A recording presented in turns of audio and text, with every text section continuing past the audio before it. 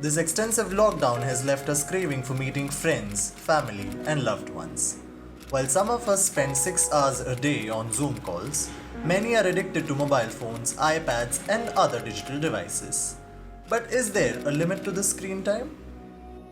Hi everyone, I'm Pooja. I'm a mental health practitioner and I'm faculty with the Queer Affirmative Counseling Practice course, a program run by Mariwala Health Initiative. First of all, I'd like to thank Impulse Mumbai for creating this platform to address concerns of the queer community during the pandemic and the lockdown. It's very important that we talk about some issues that are very specific to the queer community. To start this off, I'd like to say that what we are experiencing right now is unprecedented, unusual, and quite extraordinary in terms of the kind of changes that we are having to make to our lives, our routines, our mindsets. So I would think that when we're talking about mental health, in what ways will we have to reorient ourselves in order to survive this lockdown? Yeah, mental health becomes a very, very important part of the conversation because even though coronavirus or COVID-19 is something that affects the body and we have to take care of our bodies, we have to take care of our physical health, we have to watch our immunity. If we sort of slip or if we don't keep a watch on our mental health, it will be very difficult to take care of our own physical health and the physical health of those around us. To make a certain care of physical health through distancing and all of those other measures, to make that form of care sustainable, it's necessary that we talk about mental health.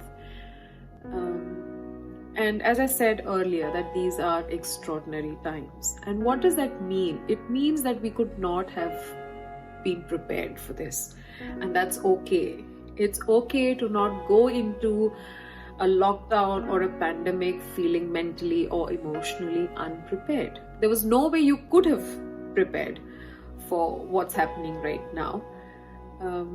Having said that,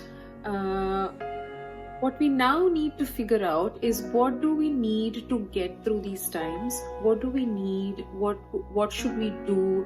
How should we think in order to survive this lockdown? Yeah, because of a lot of messages we are getting today in social media, pictures of people cooking and baking and painting and learning languages, and there is a certain form of pressure that all of us are experiencing to do this lockdown right.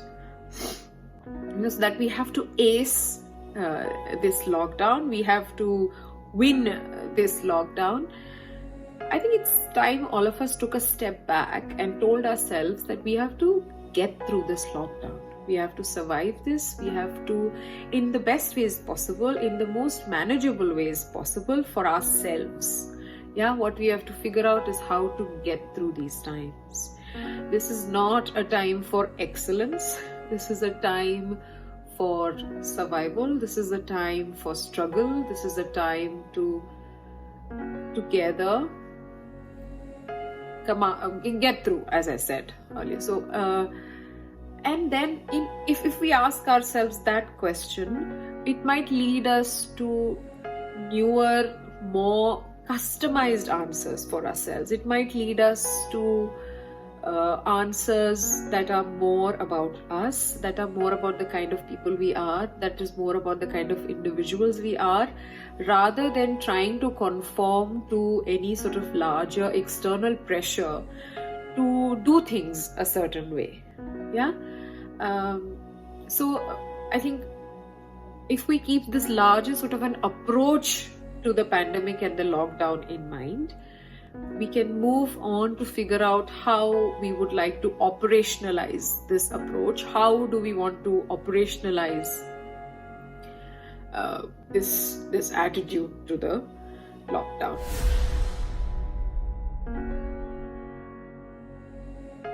So the concern is absolutely understandable because we are finding ourselves more on our phones. If you're fortunate enough to have Wi-Fi and internet and all that, then even more so, the usage has gotten really high very, very quickly, that too.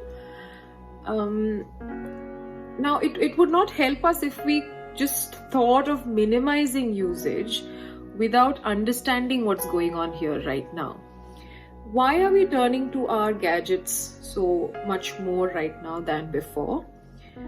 There are a few things behind, there are a few factors behind this. For instance, one is our need for information.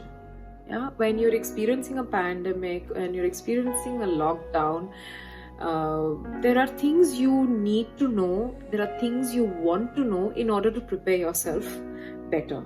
It could even be information on how to, what are the preventive measures you can take, yeah? But that too is information out there that you will have to take the effort to access. You will need to know perhaps that where are the hotspots, what are the places to avoid, what is the government doing, what are the measures being put in place, which are the hospitals that are prepared for this event. So there are all forms of information that you will want to have.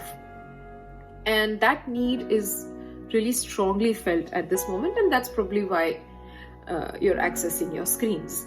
The second reason could be the need to sort of get some diversion or get some distraction from what's going on. I mean, if we are experiencing stressful situations, you do want to create spaces for yourself where you can get away from these situations. Yeah, so maybe we are on screens to distract or divert our attentions. We just want to sort of cut off from what's happening for a little while. The third reason could be our need for entertainment. Yeah, this is no vacation. We are a lot of us whose work can be sort of translated or pasted onto phones and e-conferences and those sort of media. We are continuing to work, and therefore there is also the sense of wanting some entertainment once work is over.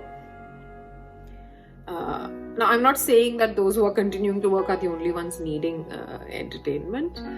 Need for leisure is universal, and everyone has a right to access leisure, time for leisure and means for leisure. So entertainment, you want to watch a movie, you want to watch something funny, you want to have some fun, you want to relax. That may be one reason why you're accessing your screen. And a fourth reason, and here I'm going to queer this up a little bit for all of us, is the need for connection. Yeah, when we are socially distancing, we are also strongly feeling the deprivation or the scarcity of human connection. And for queer people, this is going to be felt far more acutely because we are unable to access community, our queer friends, our chosen families the way we usually are able to. Those are spaces where we are most ourselves. Those are spaces where we are living our authentic, as close to our ideas of life. That's where we are living those lives. And right now, access to those spaces have been disconnected. We may not be out to our families, so we are living in this we're living in a space where we are not seen as queer, and we have limited access to places where we are seen for who we are, for our identities, for our lives, for our loves. And so when access to those spaces have become limited, of course there is relying on the online spaces and online media to be in touch with your own queerness as well. So if we look at all these needs, an increasing usage of phones and laptops and computers and all of that, it's absolutely understandable. In order to manage this, what I'd like to ask of you, and what all of us should ask for ourselves, is can we have multiple strategies in order to meet these needs? Yeah, now all of our needs are currently being met by this one device, and that's creating trouble for a lot of us. Can we think of other ways to perhaps say meet the need for connection, human connection? Are there other ways in which we can meet our need for entertainment? Are there other ways in which we can meet our need for diversion? And in terms of information, can we sort of regulate the times at which we want to access this information? Yeah, these are some questions we should ask ourselves. What are ways in which we can feel connected to our queer self? If phone usage is something we want to keep under check. So unless we acknowledge what phone usage and screen usage is giving us at this time of lockdown and social distancing, we will not be able to devise multiple strategies. Yeah, what I'm talking about is to expand our expand our strategies, expand our arsenal. Let's have more ideas and more creative ways. Let's think about things that can meet these same needs, so that we don't feel distress at this over reliance on our screens.